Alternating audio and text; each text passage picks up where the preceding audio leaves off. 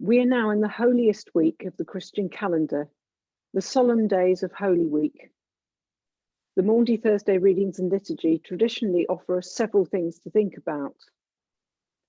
First of all, the links between the Last Supper, the Jewish Passover meal, and the story of the deliverance of the Israelites from Egypt in the Exodus. Then, Jesus' subversive example of the Master serving his disciples by washing their feet. Also, the disciples' inability to stay awake to support their teacher in his hour of anguish. Jesus' prediction that Peter would deny him and how that came to pass, despite Peter's protestations that he would never do such a thing. What we often think less about on Maundy Thursday are the actions of Judas Iscariot in betraying Jesus to the authorities, as mentioned briefly in the Gospel reading tonight. Maybe this is because, unlike Peter's denial through fear or the disciples nodding off during prayer, this betrayal of Jesus by Judas is almost so shocking and extreme that we can't easily relate to it or learn from it for our own spiritual walk. Maybe there are also historical and cultural reasons for downplaying Judas's role. From the earliest centuries, Christian writers made Judas the symbol of Jewish rejection of Jesus and an archetype of Jewish treachery. The name Judas is the Greek and Latin form of the Hebrew name Yehudah, which was given to many Jews after the patriarch Judah, or Yehudah, in the book of Genesis. This patriarch Judah gave his name to the tribe of Judah and the territory that eventually became known to the Romans as Judea. In medieval art, Judas Iscariot is often portrayed as a caricature of contemporary Jews, while Jesus and the disciples look like white Europeans. The Gospels themselves don't help us understand Judas's motives for betraying someone he had followed closely for around 3 years. Was it for money, the 30 pieces of silver, as some Gospels suggest? Or, as modern commentators argue, was Judas disappointed that Jesus wasn't leading a nationalist revolt against the Romans? Or that he wasn't heading a religious movement against the priests and the temple? Or perhaps, through the circumstances of the arrest, Judas was wanting to provoke Jesus into working some hugely impressive miracle. Judas certainly seems to have come to a sticky end, but the accounts about that in both Matthew and Acts differ, though Matthew implies that Judas felt great guilt and shame for what he had done.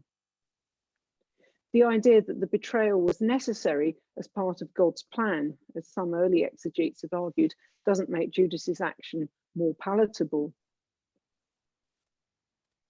Perhaps it's just a coincidence, since in fact it's been out for a month or so on some platforms, but there's a recent film with the title Judas and the Black Messiah that was released on Netflix last Friday, just before the start of Holy Week.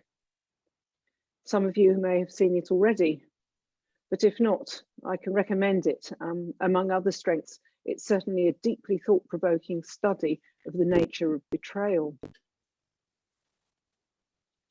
The title Judas and the Black Messiah wasn't the original one for the film when it was first being shot.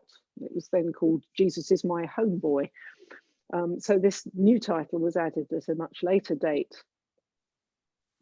But even the film reviewer Mark Kermode, who is a practicing Christian, doesn't really remark on the very strong symbolism from the Gospels that gives the theme and structure to a film that describes an actual historical event in the late 1960s. So I'm not giving any spoilers here because all this happened. Essentially, in the period of the civil rights movement in America, and shortly after Martin Luther King was assassinated, the Black Panthers in Chicago were led by a young, charismatic, and even messianic man called Fred Hampton. Hampton had a vision for a socialist, Marxist-Leninist revolution to bring justice and end oppression, not just for other African Americans either, but also for poor whites and Hispanics. The FBI were then under their director, J. Edgar Hoover, who in the film can be seen as a kind of high priest or even Satan himself. The FBI were deeply concerned about Fred Hampton's influence and the possibility of violent overthrow of the government and its institutions.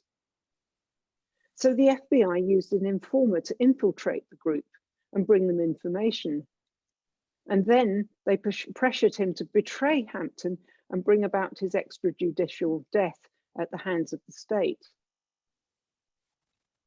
Being white and British, and for once too young to know about it when it all took place in the late 1960s, I knew very little about the events before I saw the film Judas and the Black Messiah.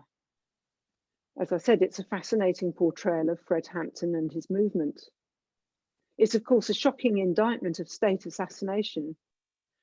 But for me, in this Holy Week, it was also a sensitive study of William O'Neill, the man who became the traitor.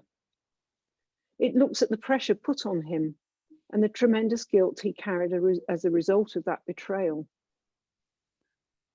Rather than demonizing the man, as Christian tradition has done with Judas Iscariot, the film director allows us to relate to the traitor. So at the end, we are left wondering about the personal cost of loyalty and how an act of betrayal could be both the easiest course of action and also the hardest road to take. At the end, we may ask ourselves, not the classic, what would Jesus do, but what would I have done in that situation? I hope I would have acted differently if I'd been in the man's shoes. But can I be sure that I would have done? Betrayal is a deadly thing, but loyalty in the face of personal cost also requires a lot of courage. Amen.